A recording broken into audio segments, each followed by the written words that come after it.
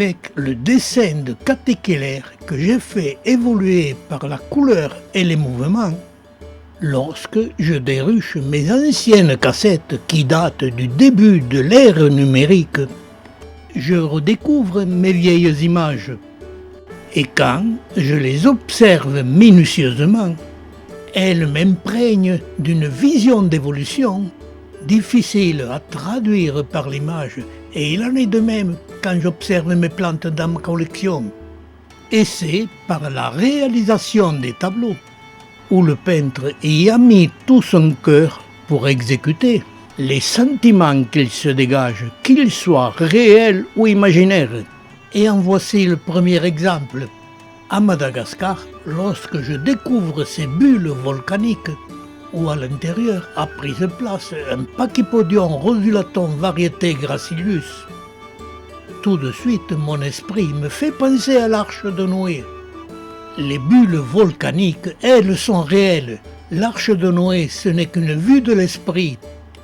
Et tout de suite, un deuxième exemple, mes images réelles, suivies de mes tableaux, où par l'image, je vais décrire et analyser nos comportements envers les plantes ou les animaux qui ne sont pas toujours adaptés. Avec mes compagnons de voyage, nous avons fait la photo comme un trophée sur cet Adansonia fourni. Et à partir de cette image réelle, beaucoup de sentiments peuvent être disséqués. Le peintre l'a intitulé les Adansonia jumeaux, et par la peinture, il va développer ses propres sentiments.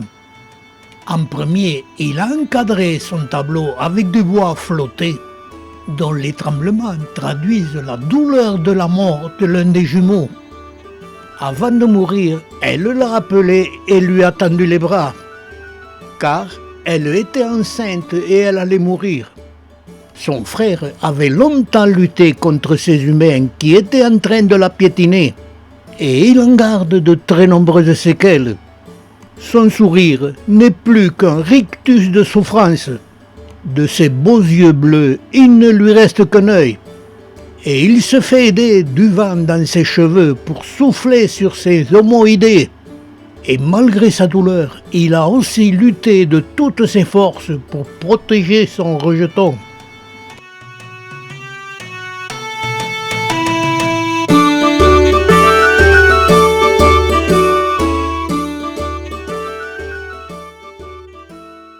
Avec cette image du Mammilopsis senilis présentant ses boutons de fleurs, dans l'apex, au sommet de la plante, le peintre y a vu un nid d'oiseaux où les petits lèvent la tête en réclamant leur béquet pour pouvoir prospérer.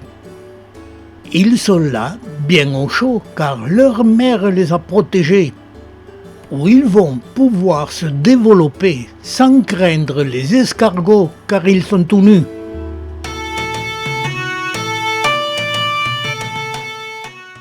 Coleocephalocereus fluminensis, petit cierge ne dépassant pas 1,50 m de hauteur, dont les fleurs se développent au sommet de la plante sur le céphalion latéral. Jusque-là, rien d'anormal, si ce n'est que dans son pays d'origine, le Brésil, elle se développe en rampant sur le sol. Ces fleurs sont autofécondes à condition de mélanger le pollen avec un peu de nectar pour féconder le pistil. Et dans ces conditions de fécondation, on obtient des fruits qui, à maturité, sont injectés du céphalium. Ils donnent beaucoup de graines et c'est là le développement naturel pour assurer la survie de l'espèce. Et un jour, sur la base du céphalium, j'observe un renflement et l'apparition d'une touffe de poils plus importante. Et par son développement et ses couleurs, elle apparaît févrileuse. Et le peintre en a fait un tableau pour en décrire cet événement exceptionnel. Après avoir consulté un médecin, puis un gynécologue, qui lui dit « Madame, vous êtes enceinte et votre rejeton se porte bien. Patientez et attendez l'événement. »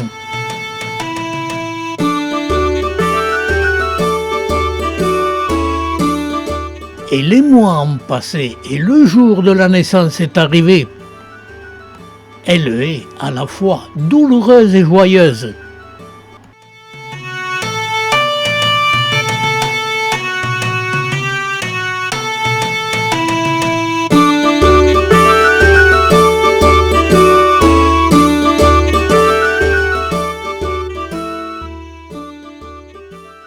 Nous venons d'assister à la naissance d'un rejet du Coleocephalocereus fluminensis, qui lentement se développera et par la suite produira lui-même un céphalium, et ensuite des rejets. C'est là l'une des multiplications de cette espèce.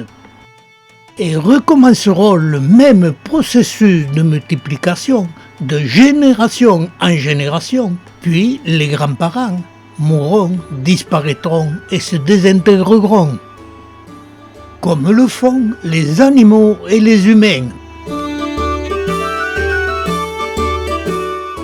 Dès le printemps, l'Echinocereus leonensis présente des boutons dont le renflement laisse présager une floraison élégante et colorée, dont la beauté se passe de commentaires.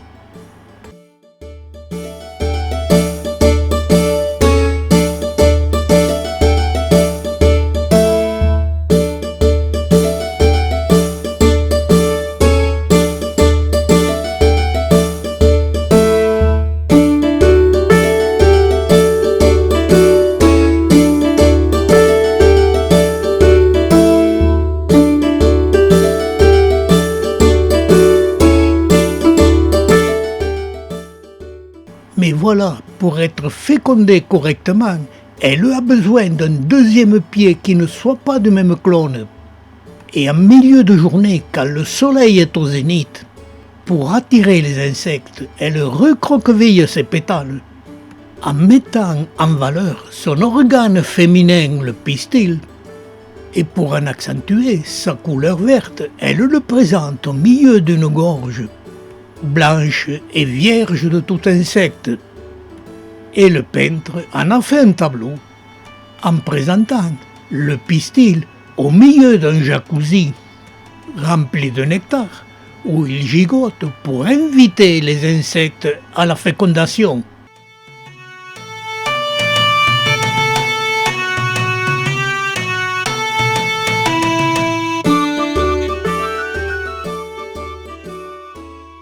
Clectocactus vulpicoda, particularité, le pistil par sa longueur dépasse les boutons, comme s'il voulait être fécondé avant sa majorité. Et cette méthode fonctionne car elles sont souvent fécondées avec des fruits remplis de graines.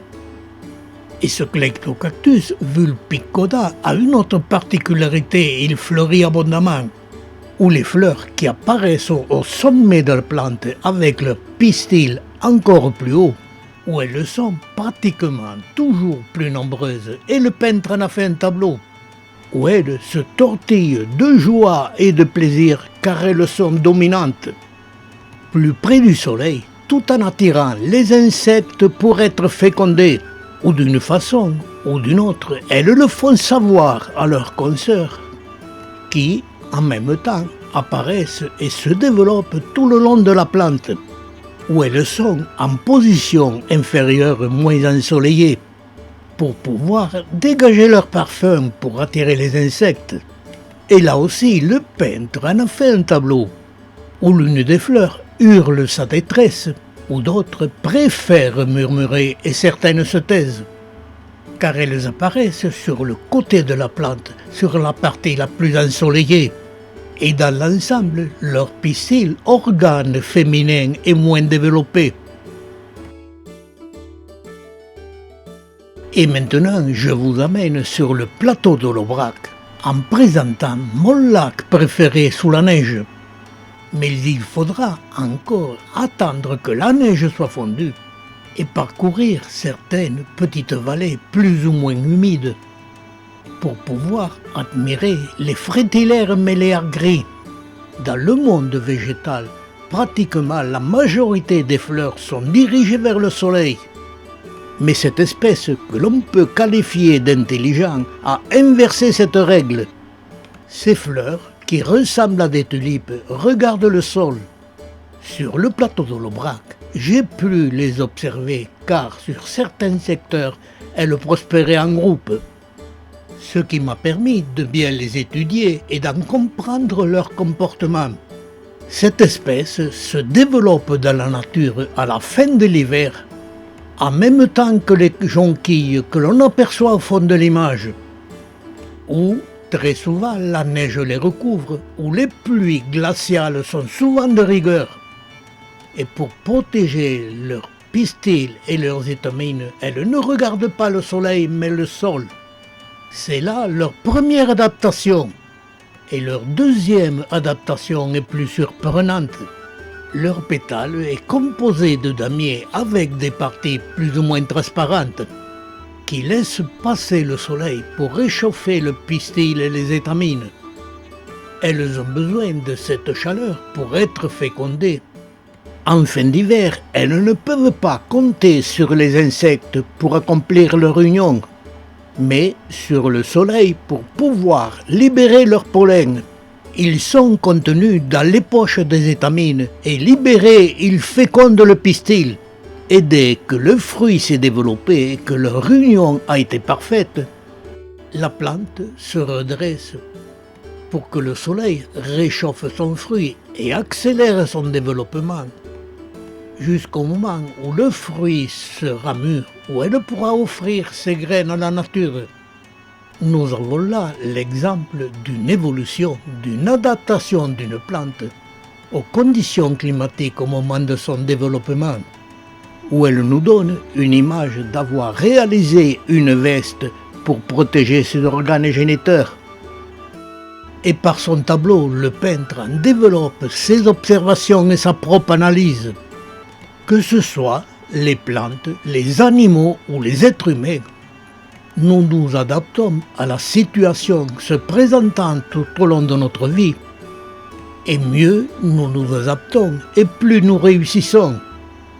L'adaptation égale intelligence, car la plupart du temps, que ce soit les plantes, les animaux ou les humains, ils devront s'adapter ou mourir. Les changements évoluant rapidement. Et mon chiot me dit, moi aussi, je m'adapte et je joue du pipeau. Ça va très vite et je fais attention pour ne pas me désintégrer.